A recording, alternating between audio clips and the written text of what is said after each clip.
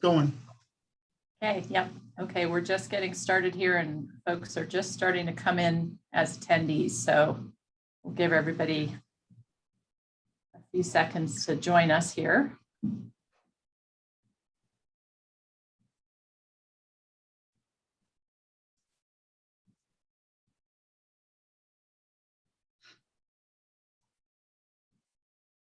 Okay. Good afternoon, folks. We're just waiting for others who may be interested to join us, so we'll get started in just a minute.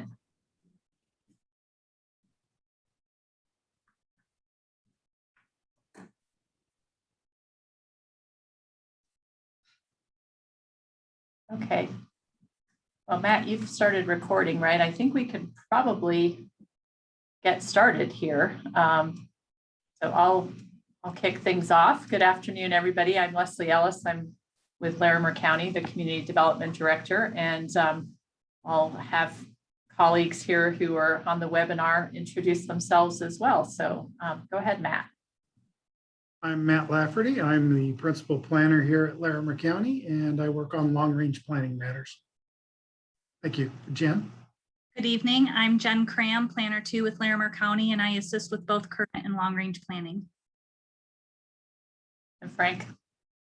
Hi, I'm Frank Haug from the County Attorney's Office, and I help on the planning matters. Thank you.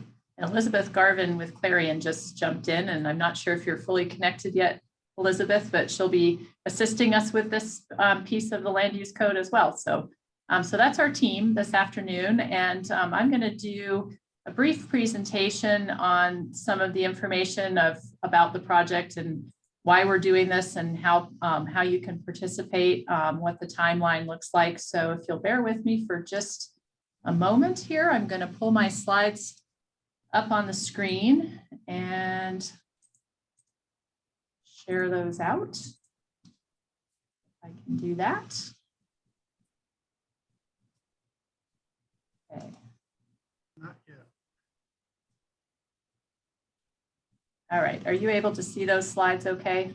We see your entire presentation, so if you want to go to the top and change, that sometimes eliminates some things. Okay, I think I might keep it this way because it's trying to hijack the rest of my screen if I change it. So as long as that's pretty visible, we'll go with that. So, okay. So we are here this afternoon to talk about our 1041 regulation update project. And this is a part of our land use code. We are actually, we'll talk about the schedule and the process for updating it and just a general overview. And then we will take feedback this afternoon. If you have questions as we're talking and you'd like to know more about the process or the project, you are able to type your questions into the chat, or I'm sorry, into the question and answer box, and we'll do our best to verbally answer those questions this afternoon. And if it's something that takes a little more in-depth or research, we'll follow up with some information on the webpage. We will have a time after the presentation also that we can take some verbal feedback if you have ideas or questions you'd like to share with us at the end of the presentation. So I have a brief presentation and we'll talk about what's in our regulations and what we can do, what the state allows us to do. So there's a lot of information already on our webpage and including some scheduling information. The webpage is our larimer.org/planning, and then it's land use code phase 2. You can also get to this if you go to the larimer.org planning webpage, and then you scroll down and click on that middle box that has the land use code, and you'll see a schedule there. Our schedule for this project to update the 1041 regulations takes us through October with public process and public input and hearings, and looking at having adoption hearings in October with these regulations effective in November. So we're really just getting started on the 1041 regulations. There are a number of other pieces of the code that are also happening. And so this piece is starting a little bit later than, say, the sign code and the oil and gas regulations and some of the other work we're doing. So just wanted to give you an example of how this fits into the context of some of the other work. We have had some early input on the 1041 regulation project from our county commissioners and from the Planning Commission. At their work session last month, we presented some comparative analysis and showed some other examples from other counties. And then just last night, we presented this discussion draft that was put on the webpage on June 3rd and heard some additional ideas on that. So that's what we'll spend our time with you on this afternoon also.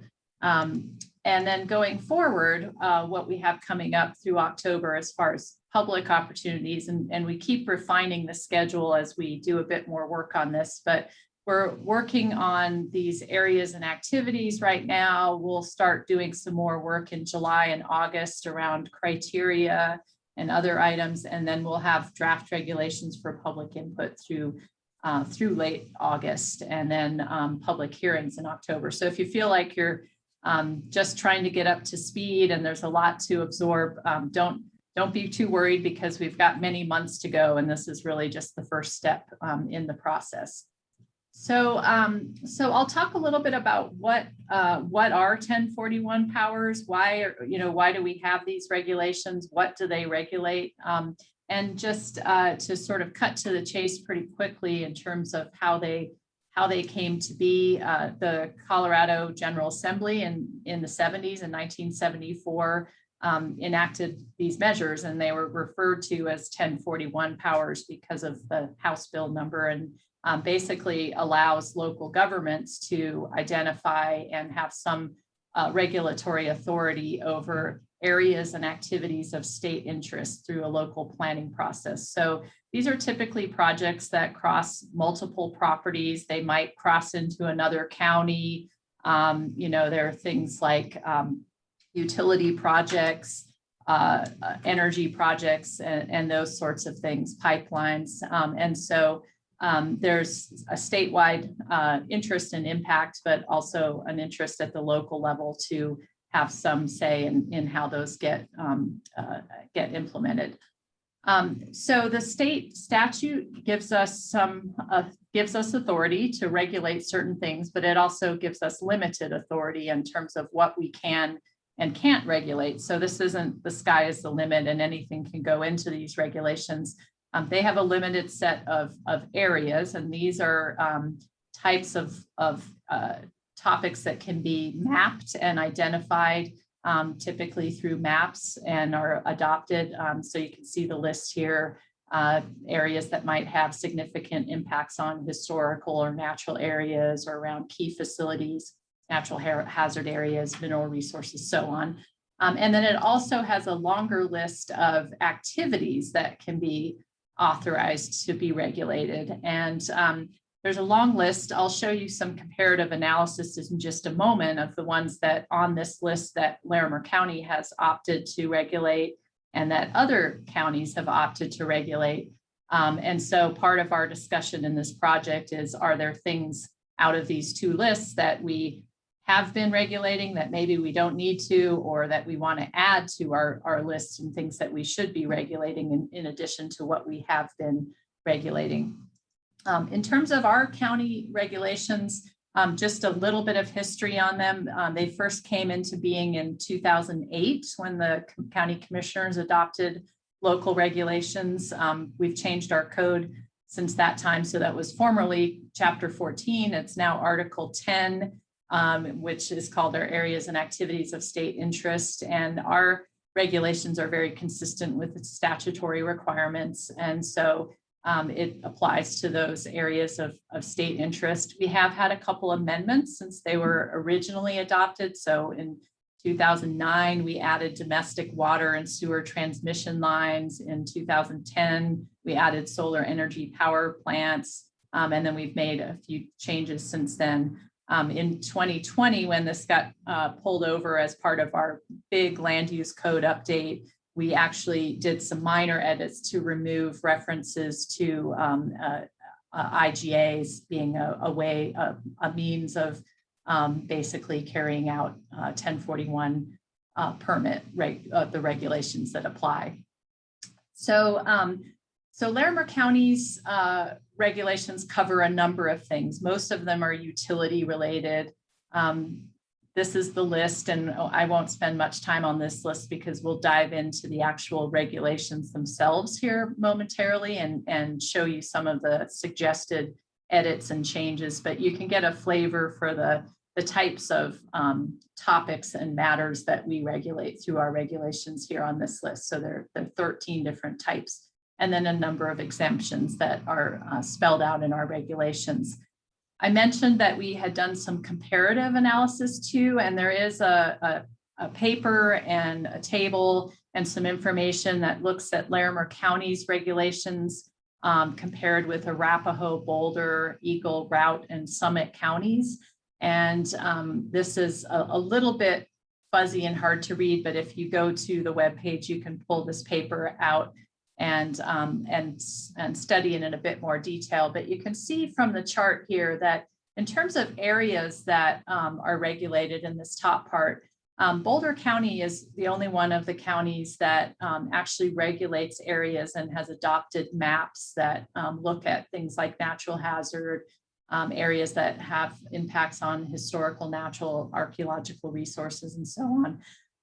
Weld County uses 1041 regulations also with regard to mineral resource areas, and we haven't looked at those quite as closely, but that's another county, I believe, that uses this part of the statutory authority. As you move on into the activities, you can see that there's a lot more variation of the different counties and how they choose to apply these regulations locally.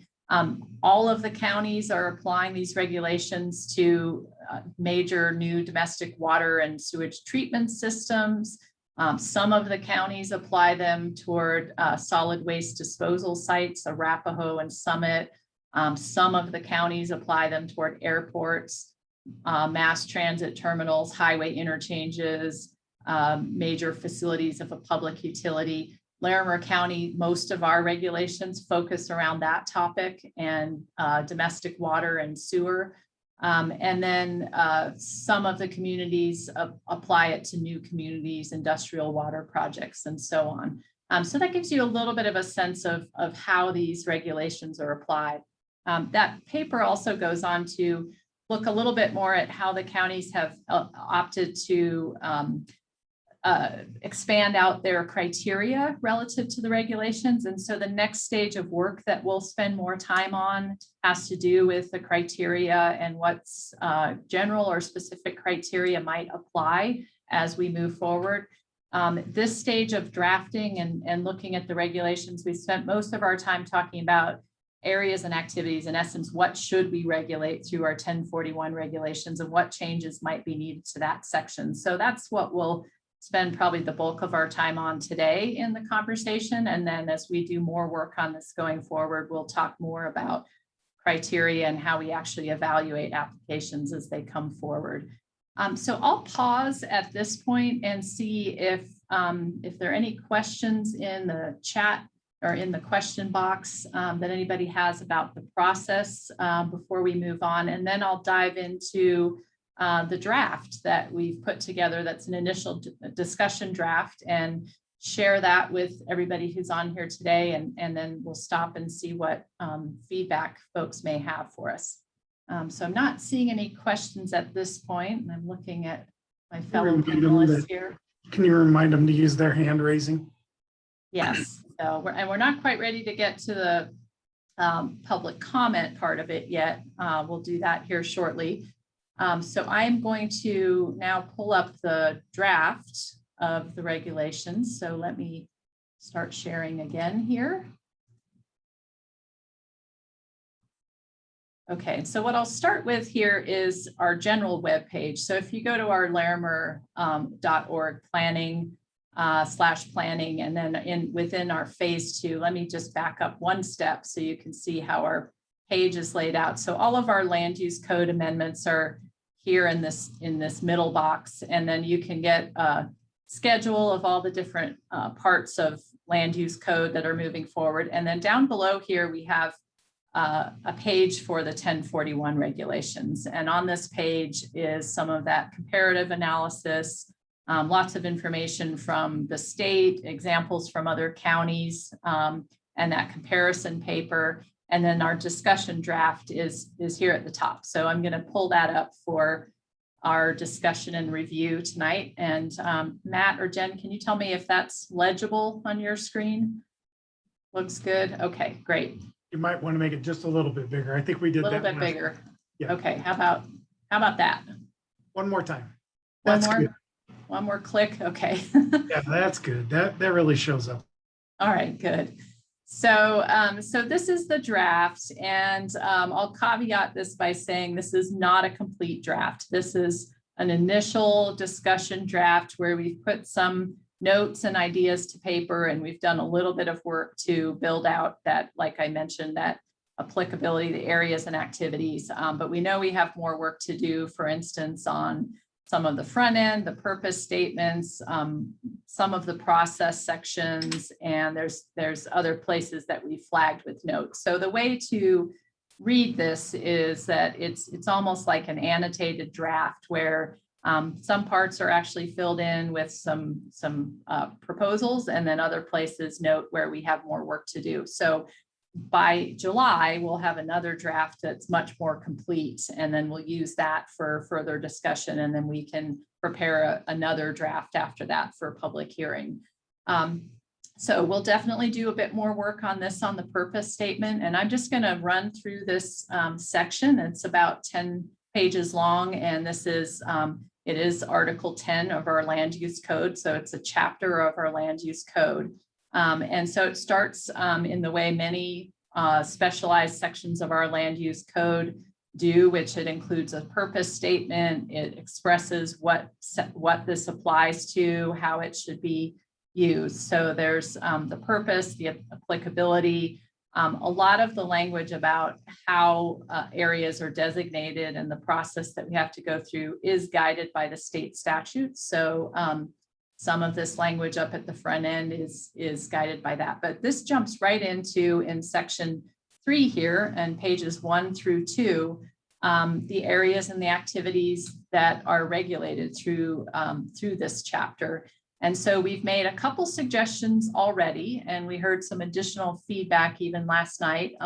So 2 suggestions are to remove parts of the regulations that actually would be covered in our new oil and gas regulations that are currently being drafted, so that there's not redundancy. And so we're suggesting that come out. And then on this section 10.3.8, the state actually allows us to regulate the whole system for domestic water and sewer, and we limited our regulations just to the transmission line. So what we might suggest doing, and I think some of the feedback we heard last night was that we might remove the exemption here from this section and move toward exempting out very small pipelines or pipelines that may be only within Larimer County or only for a short distance, but that be clear that this section would apply to, other types of pipelines and the whole system.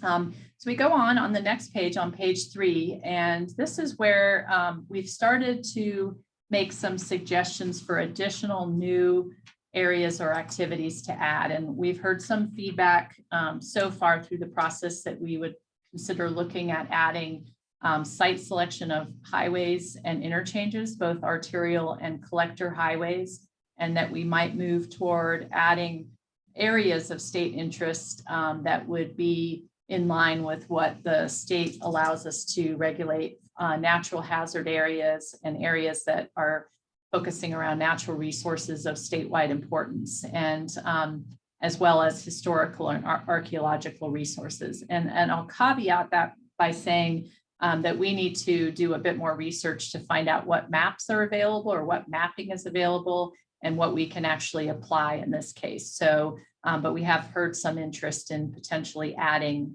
these sections to our code.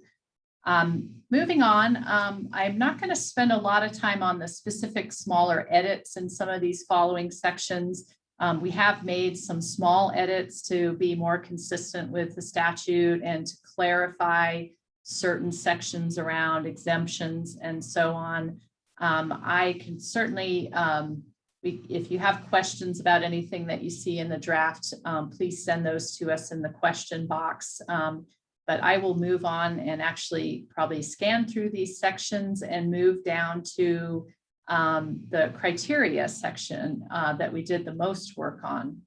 And again, these sections, there's notes, but mostly we made changes to be fairly consistent with statutory language and requirements. So I think most of the changes that you'll see in sections 10.4 through 10.7 really make changes to that effect. And we've made some notes about other clarifications or cleanup that we would make, for instance, in this appeal section, to be sure that we're clear about what can and can't be appealed. So we can certainly spend more time on that in future drafts coming up.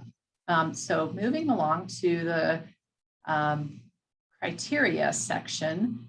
So 10.9 is the section that gets into general and specific criteria. And currently our regulations include some general criteria that basically say that an application has to be complete, that it needs to meet certain measures. We've actually suggested adding some language so that the Board of County Commissioners, if they determine that there's not sufficient information, that they might be able to continue the hearing until we have that sufficient information.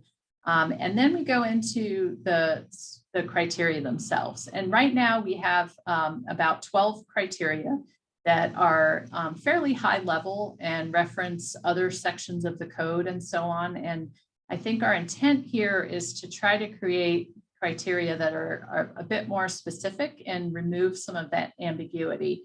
And so you'll see in the draft that we've spent some time on adding subjects that either weren't in the criteria before or that were maybe more general or referenced in other parts of the code. So for instance, we've added the language about making sure that there's approvals necessary, water rights, mineral rights, property rights, that the proposed project wouldn't impair any property rights by others, that it would be consistent with comprehensive and master plans generally, that it would address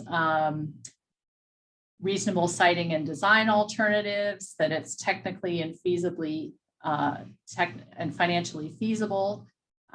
There's a number of topics here around environmental and natural resources, touching on air quality and so on that you can see in the list here.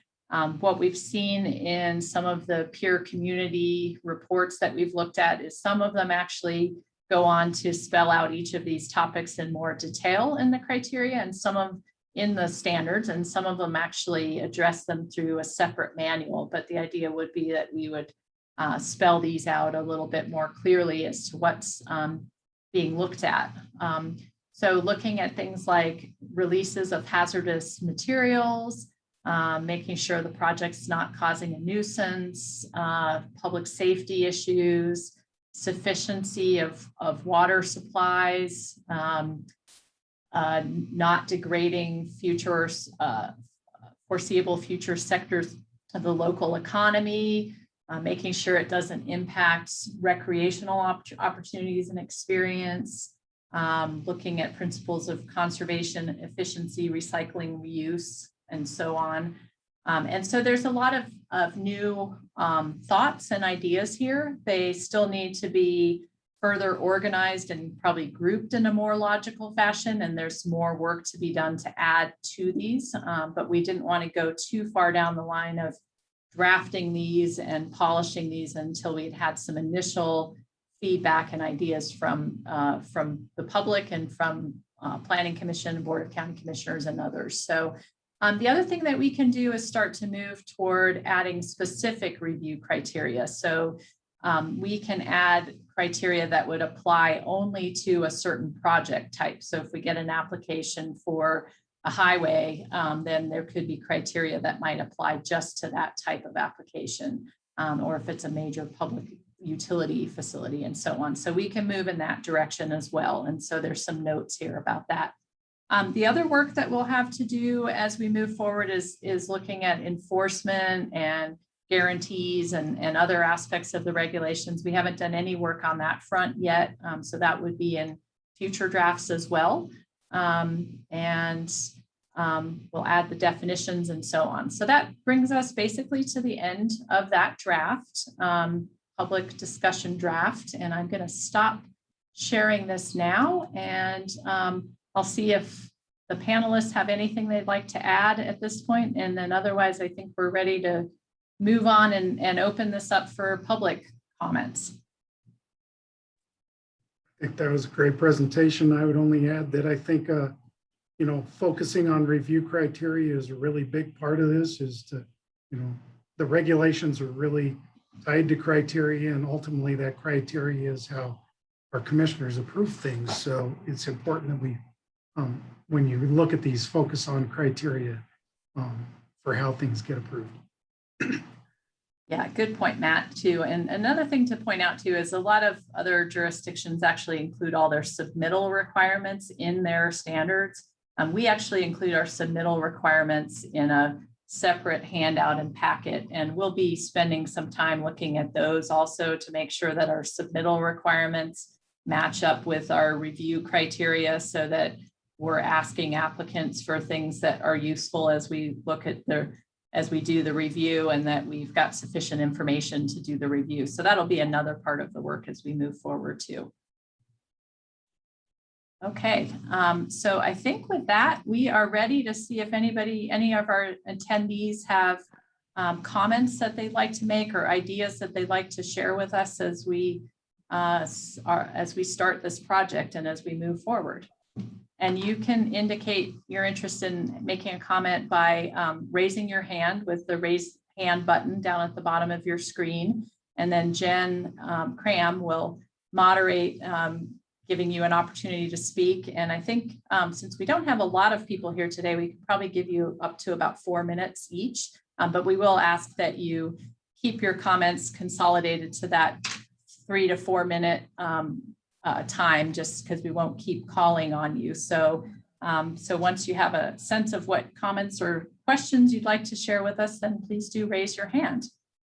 We do have one hand raised. So Charmaine, excuse me if I pronounce your name wrong, Stavadal, you are up. And you may need to unmute yourself, Charmaine, to be able to speak.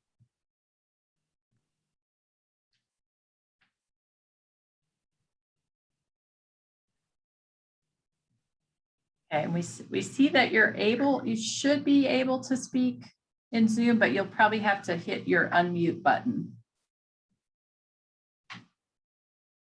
which is down in the lower left-hand corner.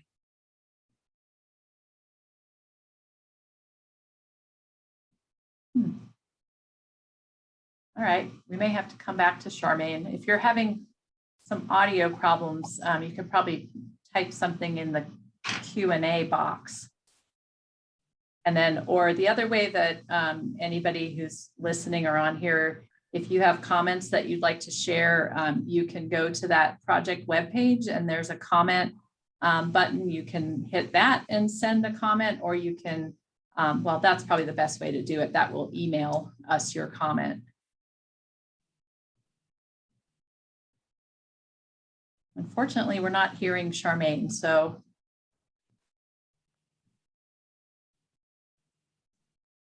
No.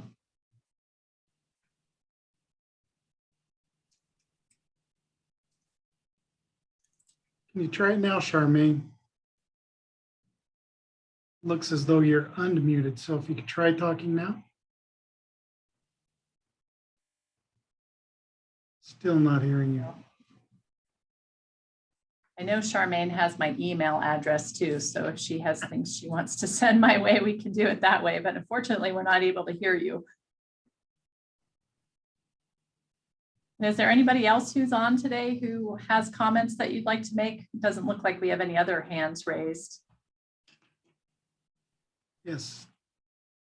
Barry Feldman,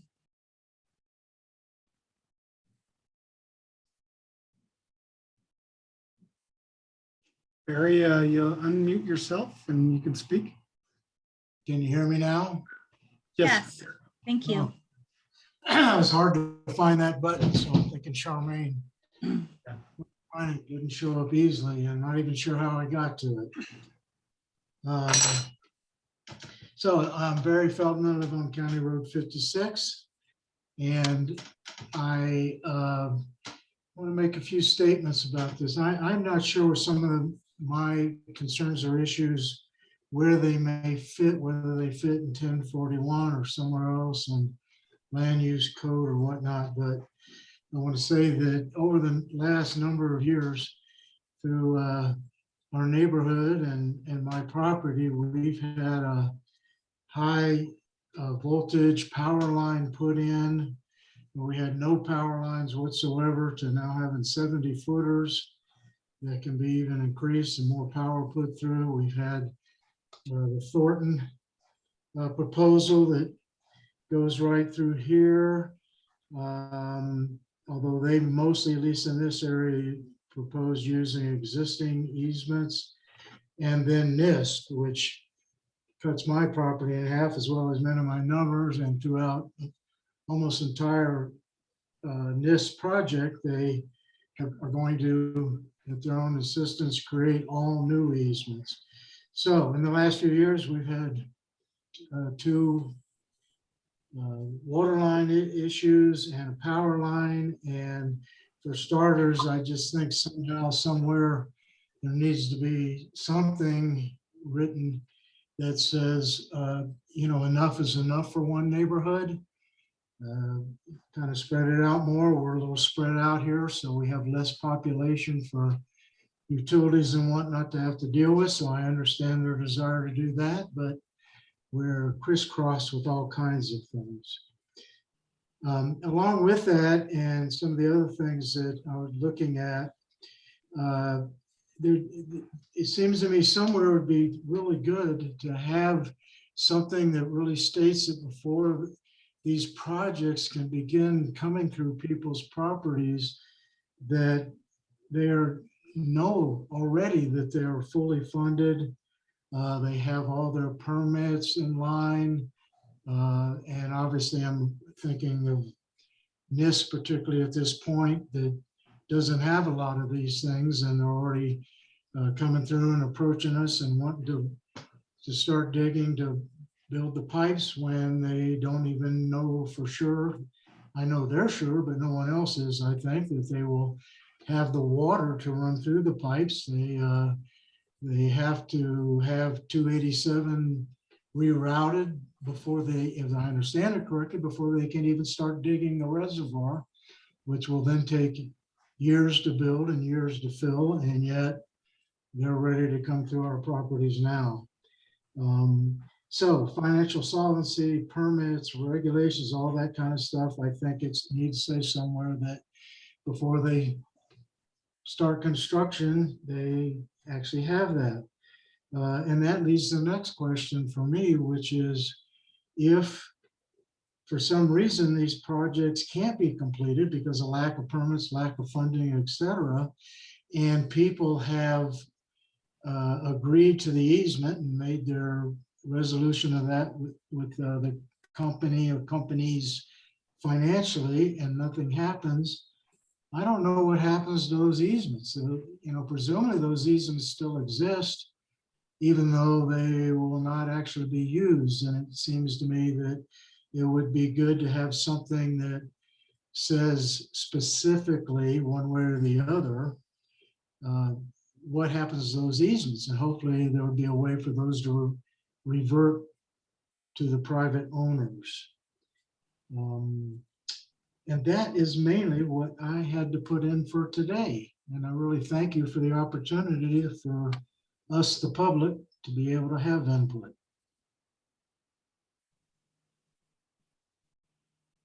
Thank you very much.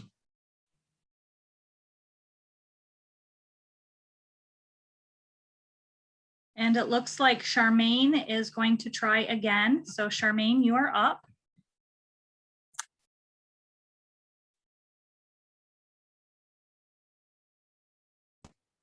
Now, can you hear me?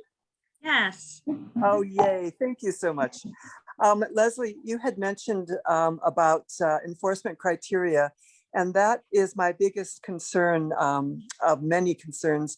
And I know that it's not time to talk about that yet, but I would like to just put that I consider that the teeth of the 1041 enforcement criteria.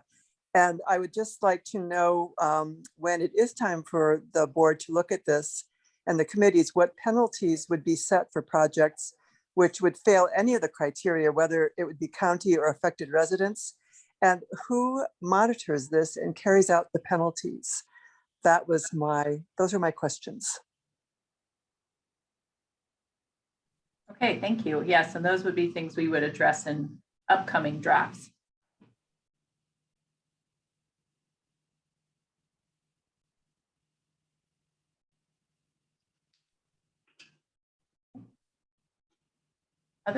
Anybody else with comments?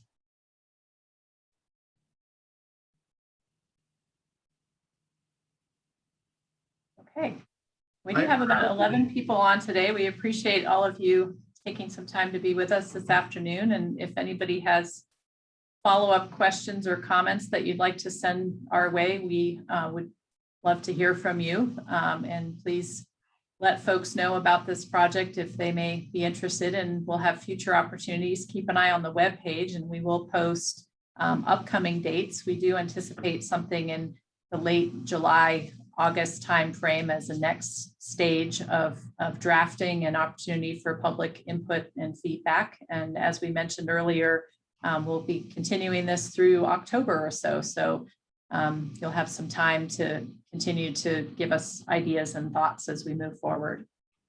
I think we'll do a last call for hand raise if anybody has something they'd like to add at this point. I do see that something popped up. Oh, okay, I think that was resolved earlier. So something about mute buttons. So any final comments? Can I ask, there is somebody that's on a telephone call and I don't know how to raise hand on that. So I'm going to ask that person if they had something to say. Okay. Hello, this is the person calling from 669. Is there anything you want to add to this?